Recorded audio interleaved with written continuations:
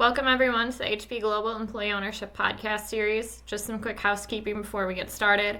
We recognize that this podcast is available to the general public, but we just want to say that the views expressed in these communications are of Bob Whalen in the context of HP Global and may not be applicable to broader audiences.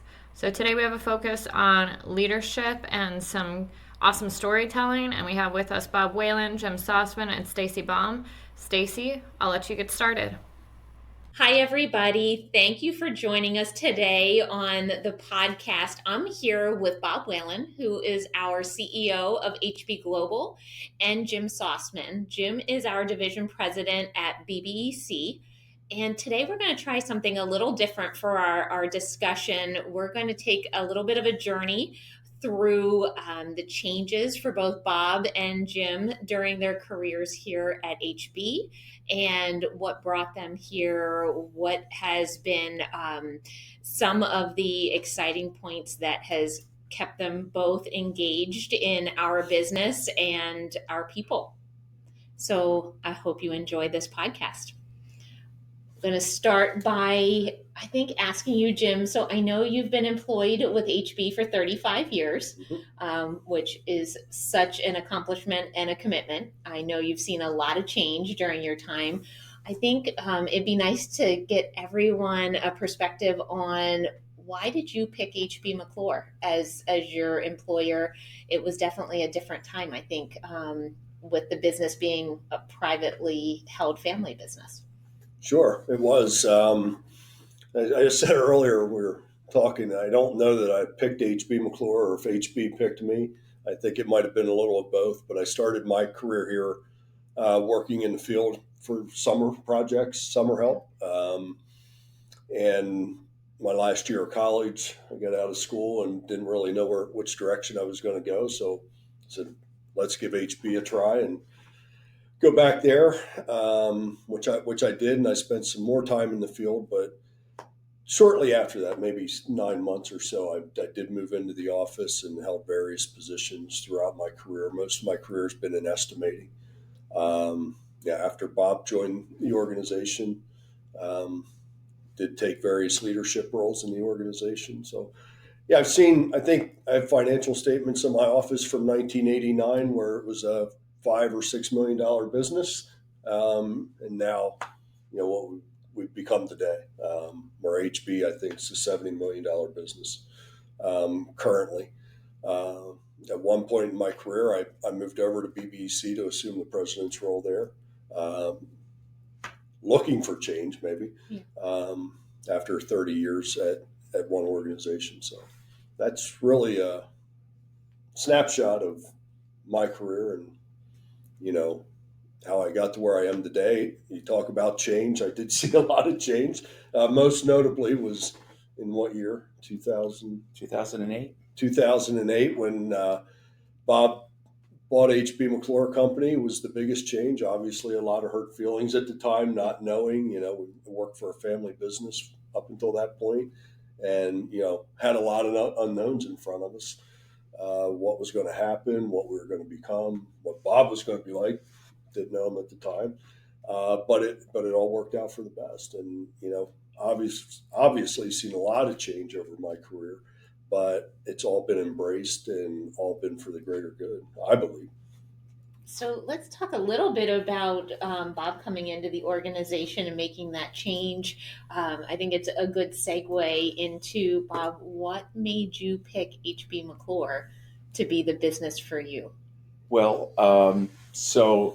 my history is I graduated from college in 1992, started working, started off the first part of my career was employee benefits. So for the first 15 years of my career, I was in different phases of the employee benefit business. But in 2002, about 10 years after I had graduated from college, I went back and got an MBA. And I came out of that MBA with some philosophies about running a business that, I wanted an opportunity to put to work.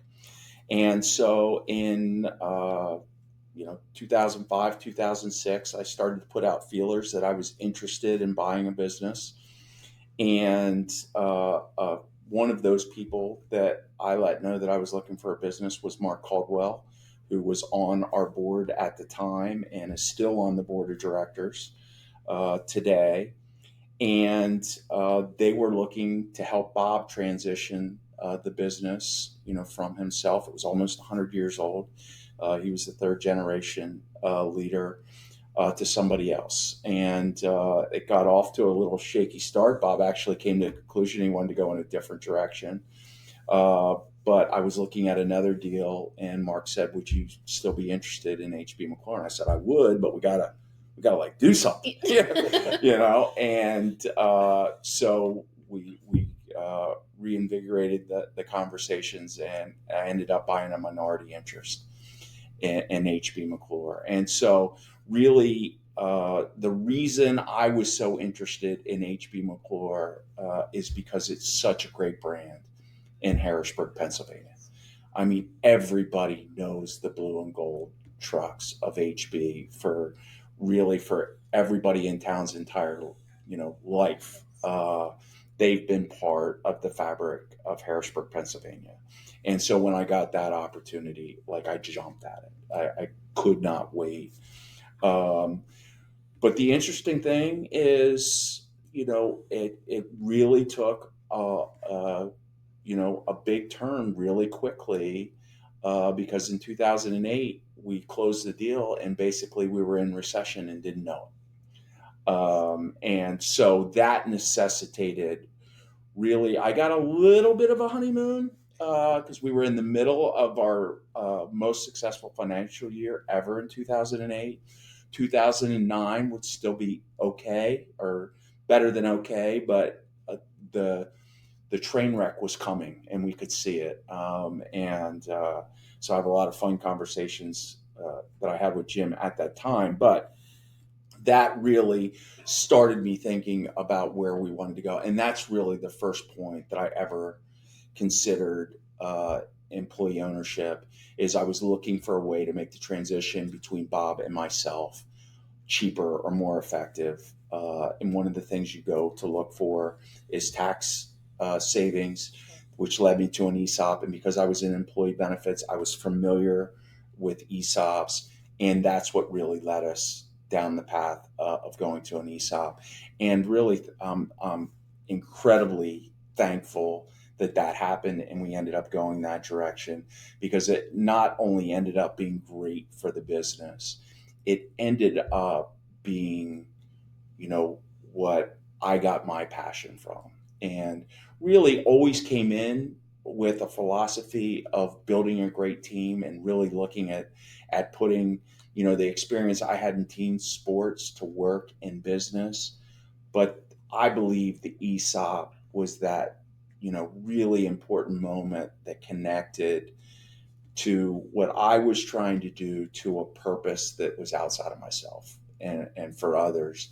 That I look back on what we've done now, over the last 14 years as an ESOP. It'll be 14 years here in a couple of weeks. It's the thing that keeps on giving me energy as we move forward and have gone through just incredible amount of change. And so that's just a little bit, about how we got started and it's just ended up in a totally different place than what I thought when I joined HB back in 2008. So with that evolution, I think, the other piece for today I'm interested to talk with both of you about is the personal connection. So finding that reason to believe in the organization, the people that you work with, those connections that you make. Bob, I think your childhood and upbringing connects well with a lot of our employees. Do you want to touch on that connection? Yeah, well, as I was coming in, and so, one of the pieces of advice that I give to leaders is to not be in a hurry to add value. I think we make a lot of mistakes as leaders when we take on new roles, that we're in a rush to add value. We want to show that we bring some value to the table. And one of the reasons that I give leaders advice to take some time just to assess your environment, what you're going through, really take your time, is because I think I found that if I could point to, one key thing that I did that I came in that I would do it all over again if I could, it's that I really took the time. And you talk about a personal connection. I cozied up to Jim, right away. For everyone that doesn't know, and I've talked about this a lot, so I think a lot of you do know, I had almost zero construction experience when I came in to HB. And so I needed somebody that I could trust that was going to help bring me along on the technical side. And Jim was that person. But the interesting part about that, I think, is Jim and I didn't know each other when I came in to HB, but there was a connection. My father and my uncle's father had passed away when they were very young. And so the neighborhood, really embraced them as they were going up. And I think mostly it was try to keep them out of trouble. But two of the people that my dad had always, mentioned as being really impactful and helping them and taking them to practice and getting them to where they needed to be was Jim's dad and Jim's uncle. And so as soon as I said I was going to HB, and my dad knew that Jim was there, he's like, retold this whole story and the role that he played. And so that gave me a little insight, into the connection that Jim and I had personally. And I think we, connected on that level right away. And, I'm very, quick to give Jim a lot of credit. I am still not a construction, expert. I focus my time on a lot of other aspects of our business. But to the extent, I have an understanding of what we're trying to do and how we're trying to do it and what's important, it's really because of, this guy and bringing me along, over time. And I think it was that coming from the outside that really helped me, to take my time and just really recognize that, I needed to understand what was going on in the organization before I could be impactful at all. And then just to take one little thing at a time. And that's why generally, I give that advice, because it just takes you time, to really figure out some of those actions that you want to take that are going to be impactful. And you can't do that by just opening a playbook and doing the same thing every time. You really have to assess your environment. I give Jim, a ton of credit, to that. And, our connections from our families, was an important part, I think, of us connecting right away. And that was big for myself and the team. And he left out the part where he took me golfing. Okay. So that helped. That That's helped. true. That helped. It was a good No, bonding moment. It was how I came in. So myself and the team did have a lot of fear with the transition. What role were you in at that time, Jim? Oh boy. I was semi-leading the commercial part of the business. And I say semi because there was three of us that were somewhat leading. We were leading the construction side of the business. Bob McClure didn't want to make a decision there to upset the apple cart. So we kind of all worked in our own areas. And that was one of the things Bob brought, was some structure to the organization. But, with that fear, Bob talking about the connection, that squashed a lot of that fear for me. He didn't come in, we're all thinking, what's Bob going to do? Right. Well, very quickly it was clear he's not going to do much. He's going to learn, and which turned out into us learning together. He brought a lot of other experience to the table, different mindset and looking at the business. But it was all conversations, which put myself and the team at ease. Some quicker than others. I'm sure you remember. But I think that was the biggest thing. Not me personally wasn't afraid of change. It was just not knowing what that would be, and being part of the process. I will also say part of the benefit, when I look back over my career, I was very fortunate to be always involved with leadership of the company. Being a small company, Bob McClure, our executive vice president, I was the main estimator at the time, so I was working directly with them. I was young, I didn't know the business yet, so they were very involved. So I got to see other parts of the business, and that also transitioned later down the road.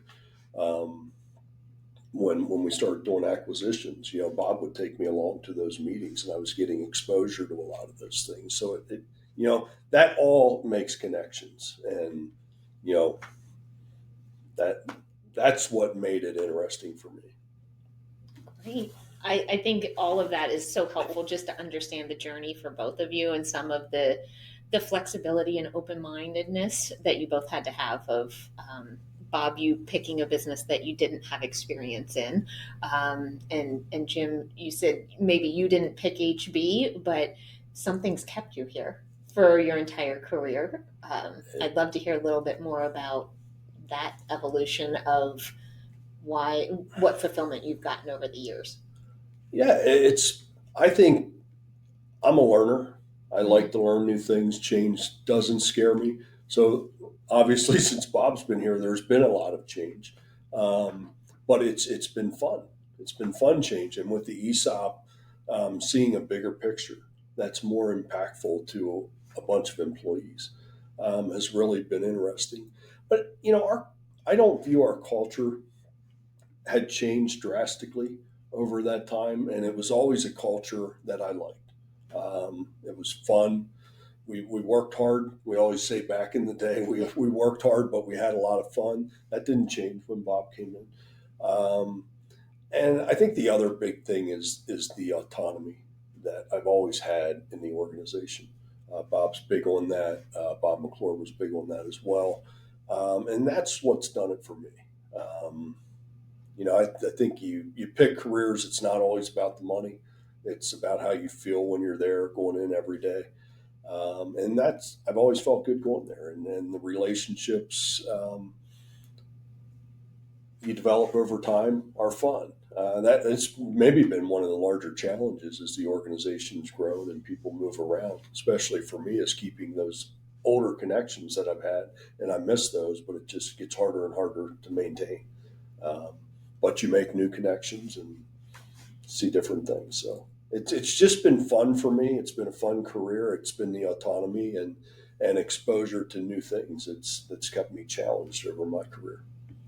Stacy, one of the things that I'm most proud about, what we did at HB McClure, even before, we evolved into, HB Global, which is a holding company for multiple mechanical contracting businesses, is that there was a leadership team of 5 people that ran HB McClure before I got there. And every single one of those people are either still in the organization or have retired.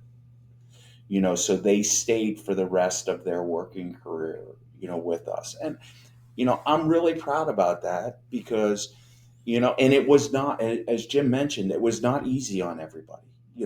Some of those people went through significant change, and didn't have the same role post the transition from Bob to myself as they did. But the organization or the leadership team or whatever it was about HB McClure kept them there for the rest of their career. And I think they're all, even those that are retired are proud of the role that they played in helping the organization grow and thrive. And Jim and continues to play a leadership role, as we go forward. So I'm very proud of that. And not only at HB McClure, but the other companies we've bought, the number of senior leaders, that continue with their career post acquisition is one of the things I'm most proud of. And not just senior leaders, all of our employees that decide that this is a place that they want to be, because that is one of my core beliefs about work. Is we make a decision, whether it be active or passive, to either stay with the organization that we work for or we go to work someplace else.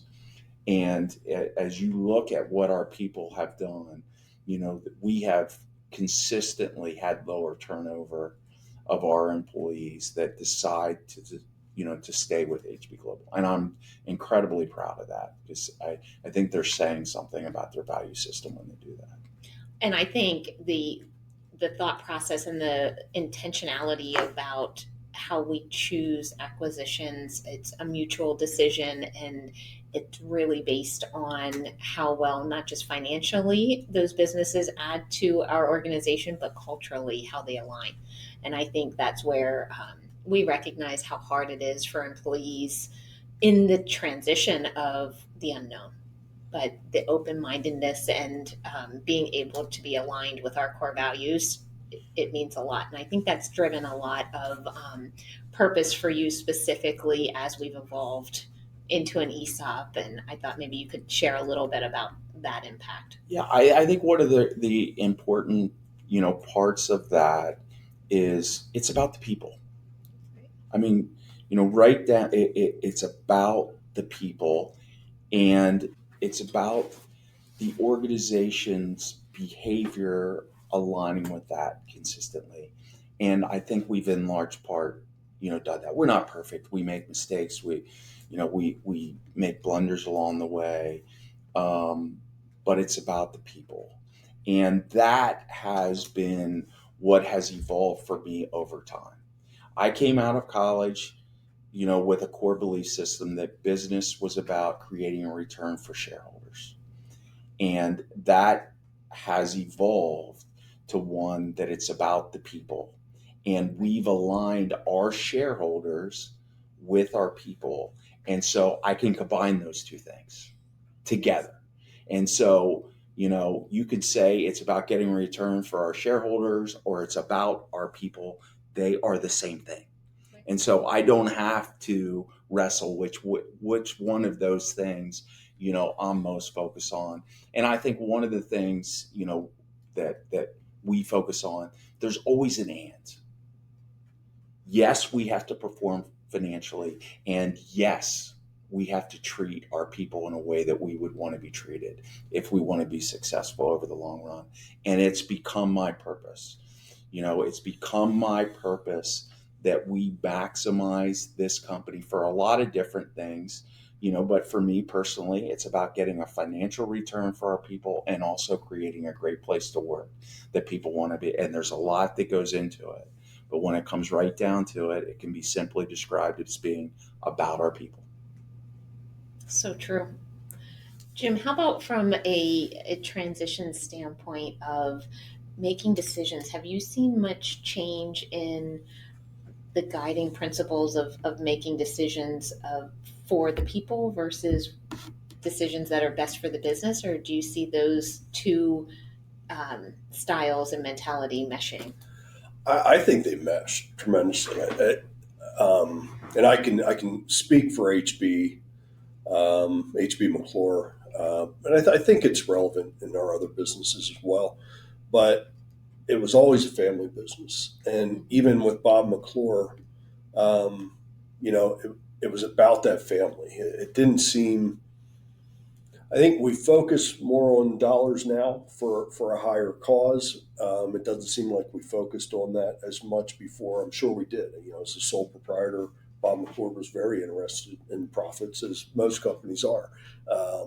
But it didn't feel that way because the people came first, And one thing I was thinking as Bob was talking, we don't, either Bob McClure or Bob Whalen or Sal, we don't make decisions based on what's happening today.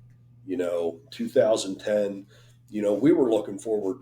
We weren't cutting all of our staff. We were looking forward to 2012 or 11, and what's coming down the road. But really the focus was keeping that team intact, which was, I can remember as Bob McClure was transitioning out of the business, people still wanted Bob McClure to do the reviews. It kind of goes back to the connection piece and all of this. So it was always about the people, I think. So it wasn't that big of a stretch. It just brought another level to it, I think, which has been fun. It's what makes it worth it. In the office, we spend a large part of our time thinking about how to make things better for our people. It may not always feel it day in, day out, but that's really where we spend a lot of our time in leadership. Surely with results and all of that, but it's just been ingrained in me through all of leadership that that's the way it should be. And I think both of you have touched on the connections with people, teammates at all levels throughout the organization. I think that's something that each of us can reflect a little bit on, of when things are going well and we want to have fun. We want to have fun with the people we're spending a lot of time with every day at work. And when things are hard and there's a storm to be weathered, you want to have a connection with the people on your team to weather that storm together, because it takes everyone. And I could think, the recession was a big deal, but COVID maybe arguably was a bigger deal. And remember, those days when that first kicked off and our focus was 100%. We weren't talking about the business at all. We were talking about the people in the organization. And that's what everything was framed around COVID. Bob could elaborate on all the nice things we did for our people, but I know that was the focus. Well, I've said, one of the things I'm most proud of all the things that we've done as a business in my time with HB, it was whenever we said we were going to guarantee bonuses for where we were, during COVID before it started. We made that commitment. Now, it turned out that we got government assistance through PPP to take care of that. But when we made that decision, we didn't know that. And I still will remember, one of the video messages I sent out to the employees, and I did this video message to send out, and I sent it to my wife, and she's like, do not send that. You look like we're going through a war. You cannot send that. People are not going to respond well. And I'm like, sorry, it's out. But I think it just speaks to, it's easy to look back on that now and, think everything went well and we came out of that stronger than we were when we went in. But it was a tough time, a time of great uncertainty, that required us as an organization to really respond differently, and I think we can look back as, for all of us that, part of the organization, we can be proud of what we did and how we went through that and really showed truly what we were about.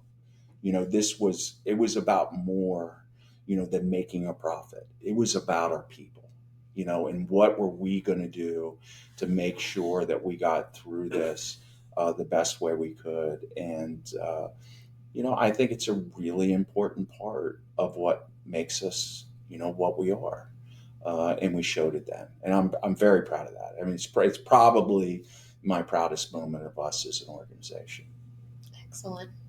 How about from, Jim, the time that Bob purchased HB McClure to where you're at today? What was something that was an unexpected change, but that has been exciting for you? Well, I think that's, as Bob alluded to when he first came in, the ESOP idea wasn't there. We had done some other. No, it's not true. The idea wasn't there. That was probably the most exciting. It wasn't fear. It was probably lack of understanding. I boiled it down to the basics. And somebody's willing to give us something more in a retirement that's for just doing our jobs. Do what you've been doing, and this will work out. And there's a lot of faith involved there. Yes. We didn't understand it. We hadn't experienced it. I think the merger with BBC was a big deal because they had already been in ESOP for 10 years prior. And it showed us the system worked. Whereas we have a lot of nice retirement accounts at BBC since they've been in an ESOP for 20 years. One of Bob's vision was maybe retiring earlier than you would with the ESOP benefit, and that we're seeing that play out at BBC. So that was probably the biggest. Other than that, it's kind of been, I alluded to learning, leadership development and that type of thing was all exciting, but that was the biggest change I think that happened, with an unknown with it. Bob, how about, I think as we get ready to wrap up here today, any thoughts for sharing your vision of the future? Well, I think for us to achieve the vision of the future that we have, I think the most important thing for all of us is to connect our personal mission and what we're doing with the mission of the company. And, the big thing for me is that's something outside of myself. When we get the report in February, I get a report that has every single employee's balance, what's happened to the stock price from last year to this year, and what's every person. That truly is my Christmas, for the year when it comes to business, because that's something that we've all done together to create, value for every single person that's here. And it's the thing that I'm most proud of what we do. And I could not be more excited about this coming February based on the great results that we've achieved really across the board at the company this year, of what we'll be able to share with everybody. And so I think it's finding a way that you can connect, what you're doing as an individual to what we are doing, as a company, connecting those two things together. And when you find that, it's really the sweet spot, that makes it not work anymore. And, I wish that for everybody. What I do every day is not work. And I know to greater or lesser degrees, people have that, and it's not an easy, thing to find. But it's really being able to have that, where you've connected what your mission is as an individual with what we're doing as a company. And, I think it just makes it fun to come to work every day. It's a good ending point. Thank you, Bob. Thank you, Jim. It's been fun to have this conversation with both of you. For everyone listening today, I hope you learned something new and go out and find your reason to believe in what your role is within the organization and how you're making this a better place to work. So thank you, everyone. All right. Thank you, Jim, Stacy, and Bob, for your time today. It's a really great discussion. If anyone has any questions for the team, you can feel free to email them to eopodcast@hb-global.com. And we look forward to seeing you in next month's podcast. Have a great one.